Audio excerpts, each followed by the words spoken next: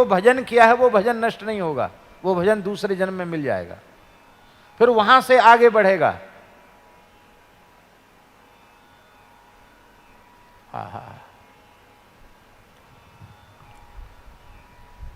एक महात्मा थे, बहुत अच्छे महात्मा थे, सत्य घटना सुना रहे हैं आपको।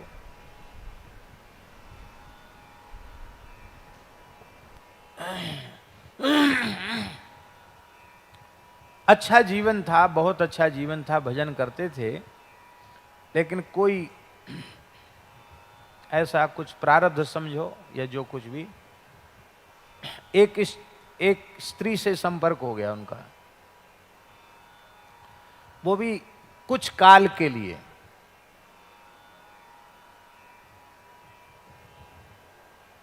तो यह एक प्रकार से स्खलन था, अपनी साधुता से वो नीचे गिरे, शरीर छूट गया उनका। शरीर पूरा हुआ तो एक स्थान के महंत थे, इसलिए खूब उनके नाम से सब कुछ, जो कुछ भोज भंडारा वगैरह सब हो गया। अब वो संत जो थे वो हरेराम बाबा से बहुत प्रेम करते थे, हरेराम बाबा से उनकी मित्रता थी।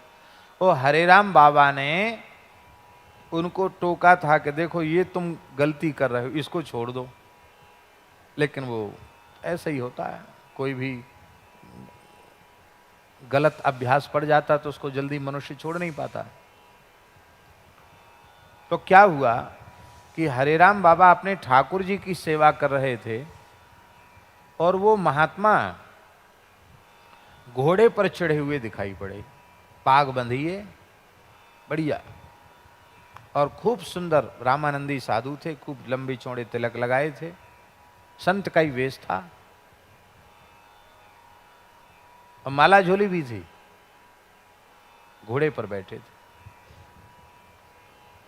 उन्होंने घोड़ा रोका और उतर के दंडोत प्रणाम किया।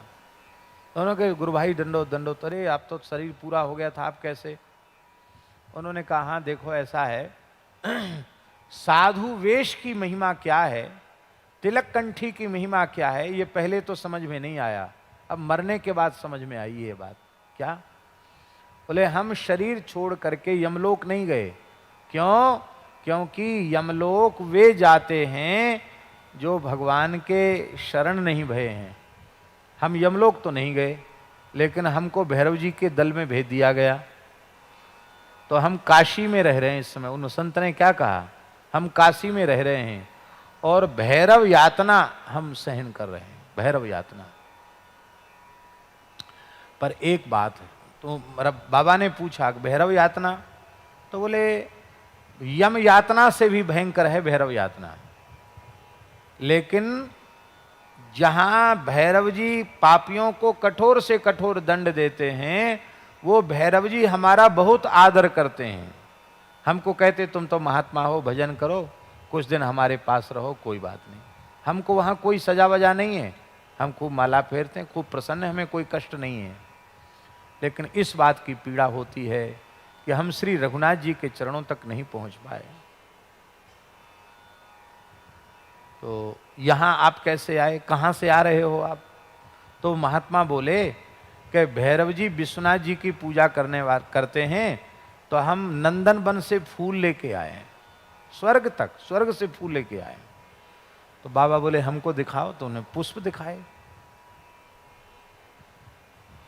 कहते ऐसे पुष्प और ऐसी सुगंध हमने जीवन में कभी देखी नहीं। तो हमने कहा हमको भी दे दो। बोले नहीं नहीं, और उनका भैरव जी का आदेश है, इसमें से हम एक भी नहीं दे सकते किसी को। हम तो आपके सामने इसलिए आए हैं कि हमारा अब उद्धार का प्रयास करो।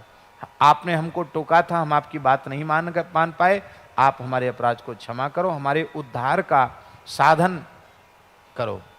तो बाबा ने पूछा कि आपका उद्धार कैसे होगा? बोले काशी में मेरे लिए वैष्णव ब्राह्मणों के द्वारा, जो ब्राह्मण हों और वैष्णव हों, उनके द्वारा 1 वर्ष पर्यंत एकादशी व्रत कराया जाए। एकादशी का फलाहार उनको और द्वादशी का पारण ये कराया जाए। फिर साल भर एकादशी वैष्णव ब्राह्मणों को करा के और फिर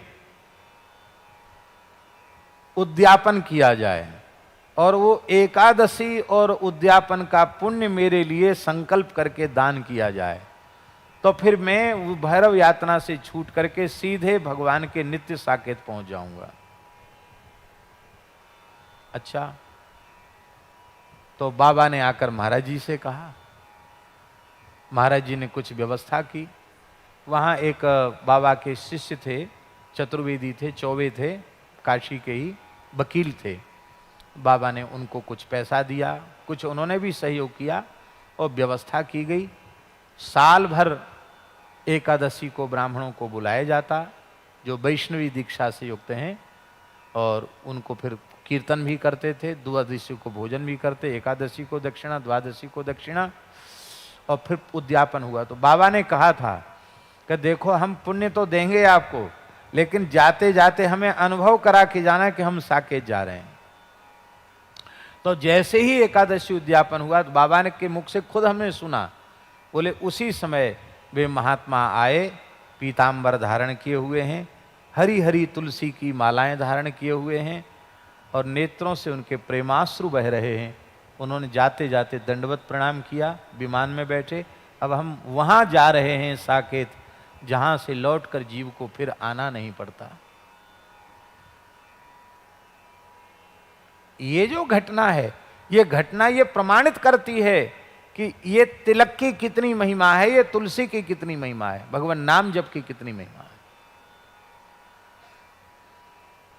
पर ये सुविधा तभी मिलेगी जब भगवत शरणागत हो जाओगे।